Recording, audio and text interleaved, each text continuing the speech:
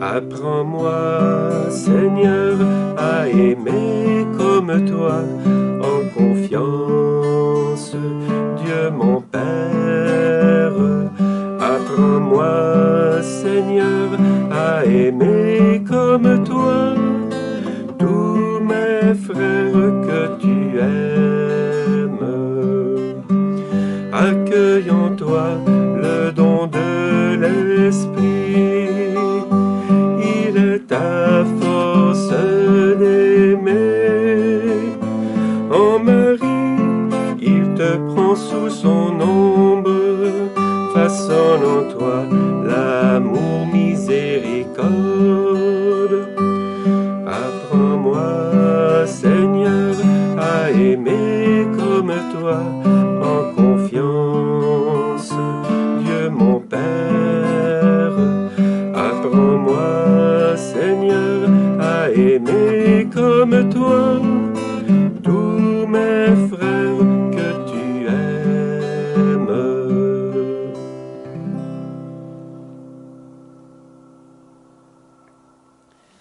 Bonjour, bienvenue à toi aujourd'hui en cette 8e journée de notre neuvaine. Peut-être que Jésus a encore à te parler, peut-être qu'il a encore à me parler, et au lendemain de la fête de Marie, peut-être que Marie veut nous parler. En tout cas, je suis certaine qu'elle prie avec nous. Viens, Esprit Saint, ouvrir nos cœurs et nous enseigner aujourd'hui l'art d'aimer. C'est l'Esprit qui vient agir en nous, mais il agit avec un art. Et c'est cet art de l'amour, cet art de la charité qu'on va regarder ensemble aujourd'hui. Il y a 5 points importants. Aimer en premier, aimer tout le monde, aimer nos ennemis, aimer en donnant sa propre vie et aimer en servant. Aimer en premier. L'amour que Jésus a déposé en nos cœurs nous rend capables d'amour gratuit comme celui de Dieu. Aimer sans attendre de retour. Aimer sans intérêt et je dirais aimer gratuitement. Aimer non pas parce que je suis aimé, mais parce que j'ai la joie de le faire. Aimer au nom de Jésus. Rappelle-toi, alors que nous étions pécheurs, Dieu nous aima le premier. Et Saint Jean Chrysostome dit, « N'attends pas d'être aimé de l'autre, mais toi, va de l'avant et commence. » Je suis sûre que ça parle à quelqu'un, cette parole-là. Le deuxième aspect, c'est aimer tout le monde, offrir son amitié à tous, sans exclure personne. On a toujours des amis qui sont chers à notre cœur. Mais si on en arrivait à faire de tous les hommes nos amis, ce serait vraiment extraordinaire. Nous sommes appelés à être des messagers de l'amour de Dieu aux destinataires qui sont les petits. Pas un tous idéal, comme aimer tout le monde, mais aimer chaque personne individuellement. Mère Teresa disait, pour aimer une personne, il faut s'approcher d'elle. Je ne soigne jamais des foules, mais seulement des personnes. Et chaque personne me donne l'occasion d'aimer le Christ. C'est beau, hein? Chaque personne me donne l'occasion d'aimer le Christ. En troisième point, c'est aimer nos ennemis. Alors là, ça se corse un peu. C'est une caractéristique toute particulière de l'amour chrétien. C'est l'amour envers les ennemis. C'est souvent incompréhensible pour qui n'a pas la foi. Monseigneur Vantoine, que tu sais que j'aime beaucoup, avec son gardien de prison, lui disait « C'est Jésus qui m'a appris à vous aimer ». Il se plaignait quand il était à la prison qu'il n'avait personne à aimer. Jésus lui avait dit alors François-Xavier aime le gardien de la prison. Il dit, il veut rien savoir de moi, il ne m'écoute même pas. Alors il dit, toi, commence par l'aimer en premier et tu verras que ton amour gagnera son cœur.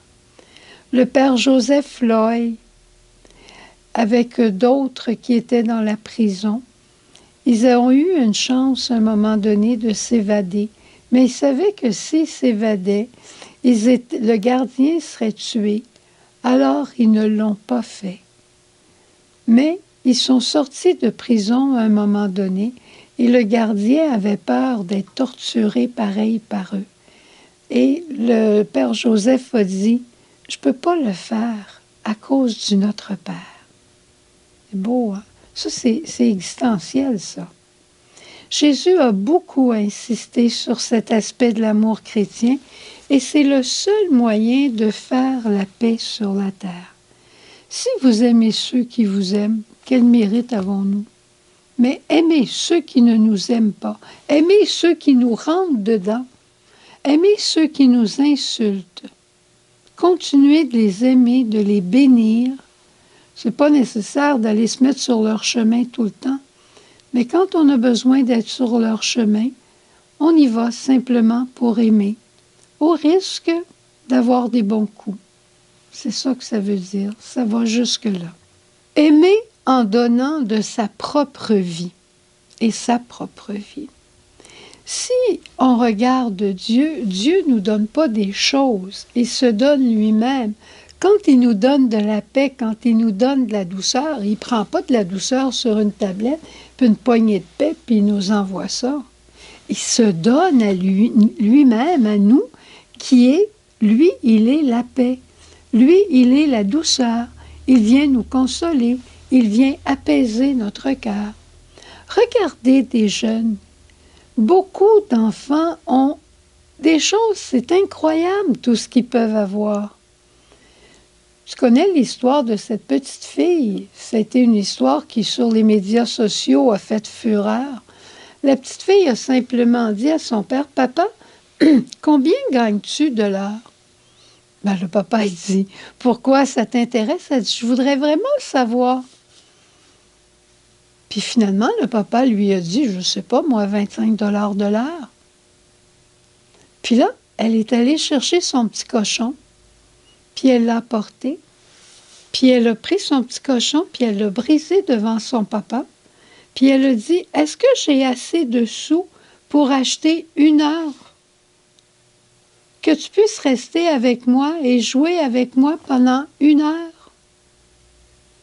C'est une chose donner aux êtres aimés beaucoup d'affaires, mais c'en est une autre que de passer du temps avec eux. J'oublierai jamais cette personne âgée que j'avais rencontrée, puis j'étais rentrée chez elle probablement 10 jours avant Noël. Puis je lui avais dit, « Vous avez vraiment un beau lit électrique. » Elle dit, « Oui, ce sont mes enfants qui me l'ont donné le 1er décembre. Eux, ils partaient dans le sud pour la période de Noël, puis ils me laissaient ici toute seule. Ils m'ont acheté un lit. Mais qu'est-ce qu'un lit pour une personne seule? » Se donner soi-même. Finalement, donner en servant. Aimer en servant. Dans la majorité des cas, aimer en donnant sa vie veut dire aussi en servant.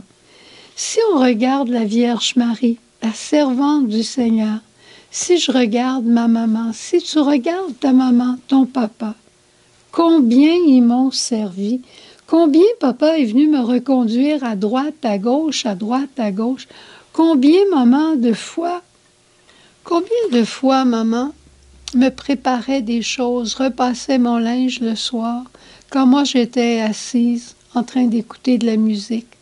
Combien de services maman a fait pour moi. C'est exactement le lavement des pieds de Jésus qu'elle accomplissait pour sa petite fille qu'elle aimait tellement. Alors, je résume l'art d'aimer. C'est 5 points très simples. Aimer tout le monde, aimer ses ennemis, aimer en donnant sa propre vie, aimer en servant, et le premier, aimer le premier. faire les premiers pas, aller vers l'autre. Alors, on s'arrête, on va écouter un chant, puis après, on va aller voir Jésus dans l'Eucharistie après avoir écouté le témoignage de nos témoins d'aujourd'hui. Et on va demander au Seigneur d'avoir l'esprit d'amour et de charité pour qu'on puisse vraiment être des personnes nouvelles après la Saint-Valentin et dès aujourd'hui.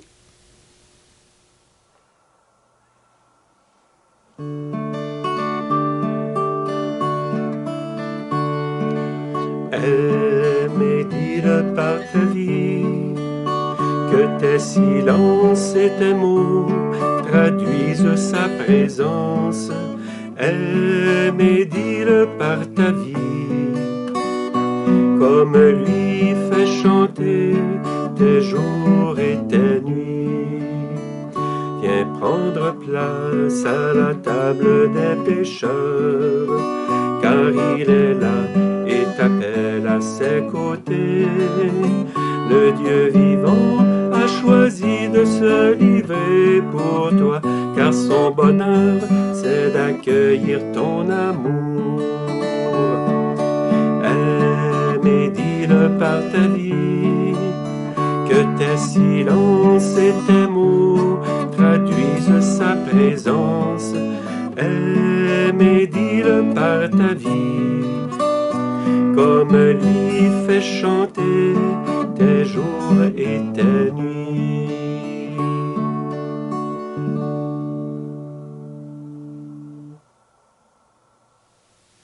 Rebonjour. J'ai avec moi aujourd'hui 2 témoins qui, j'espère, parleront à ton cœur. 2 grands témoins, 2 géants de la charité.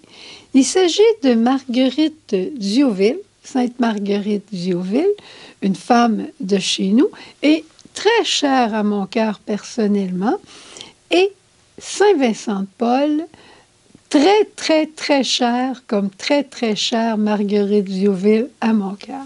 Ce sont 2 géants de la charité que j'aime tellement, pour des raisons différentes.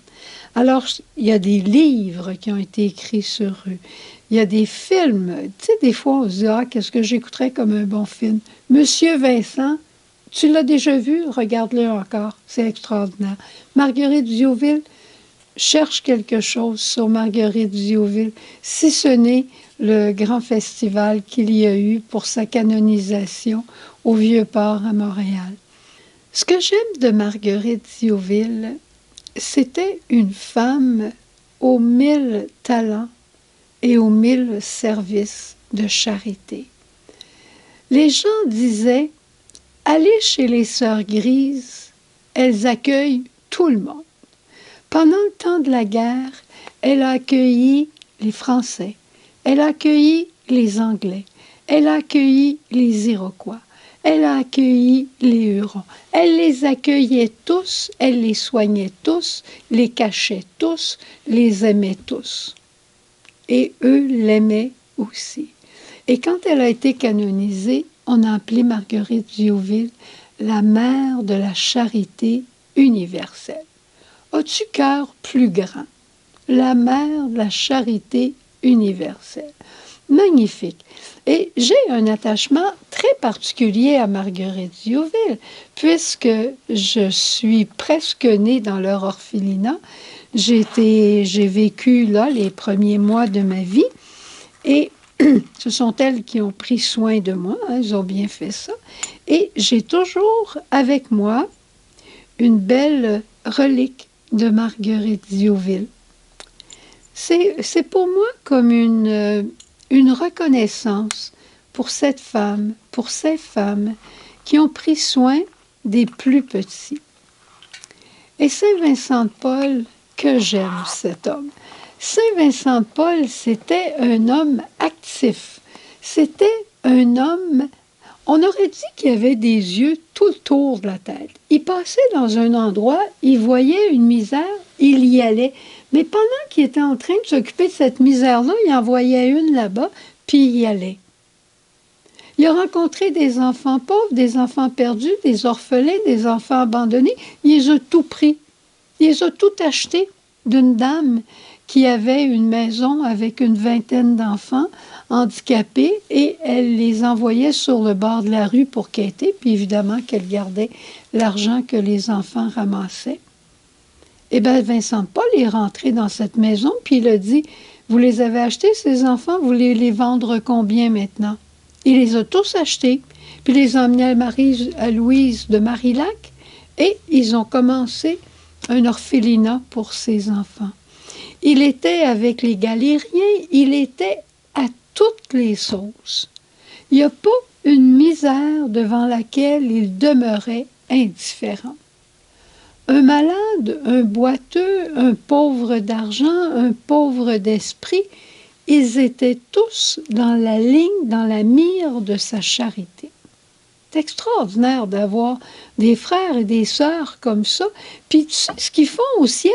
Ils attendent que tu leur demandes d'avoir un cœur en or comme eux. Alors, on va aller le demander à l'adoration. Tu es d'accord avec moi? On a entendu ce que c'était l'art d'aimer. Je te le rappelle.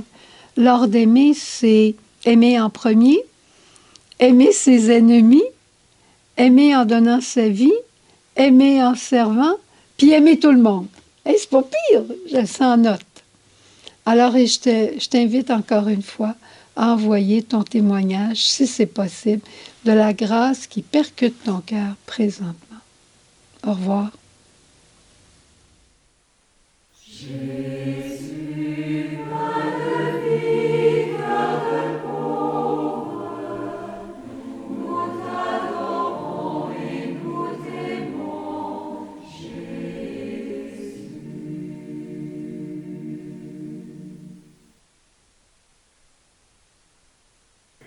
Jésus, nous venons ensemble aujourd'hui à tes pieds. D'abord pour te remercier de nous avoir montré un chemin de charité. Toute ta vie n'a été qu'amour et charité. Et nous voulons recommencer notre vie aujourd'hui, à ce moment ici. Tout le passé, on le remet à ta miséricorde, que ce soit un passé de 15 jours, un passé de 20 ans ou un passé de 75 ans, on recommence aujourd'hui notre histoire d'amour avec toi et avec nos frères, déterminés d'aimer comme jamais nous n'avons aimé. Nous te remettons toutes nos armes et nous allons marcher avec l'Esprit Saint qui conduira notre cœur dans ces chemins où il t'a conduit lui-même. Sois béni, Seigneur, de ce que tu fais pour nous.